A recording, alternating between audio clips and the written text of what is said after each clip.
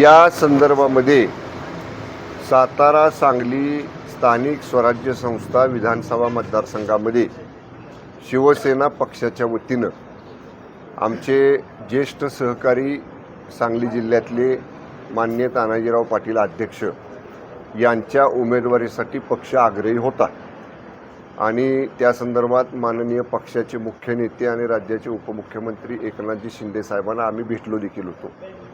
जागा वाटपामध्ये ही जागा शिवसेनेला सुटू शकली नाही, ही जागा भारतीय जनता पक्षाला सुटली।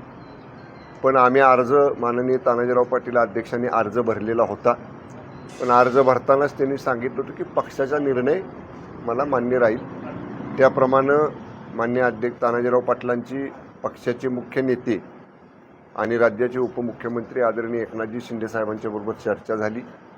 आदरणीय शिंदे साहेबांनी महाराष्ट्रामध्ये आपण युती धर्म सगळीकडे पाळायचा आहे, ज्या ठिकाणी भारतीय जनता पक्षाचे उमेदवार आहेत आणि तिथं समजा शिवसेनेच्या काही पदाधिकाऱ्यांनी बंडखोरी किंवा अर्ज भरलेला आहे त्यांनी माघार घ्यायची आहे आणि जिथं शिवसेनेचे उमेदवार आहेत तिथं भारतीय जनता पक्षाच्या लोकांनी जर काही अर्ज भरले असते तर ते त्यांनी माघारी घ्यायचे आहेत। युती धर्म पाळण्याच्यासाठी माननीय पक्षाचे मुख्य नेते एकनाथजी शिंदे साहेबांच्या आदेशाप्रमाणे तानाजीराव पाटील अध्यक्षांनी आज आपली उमेदवारी मागं घेतलेली आहे।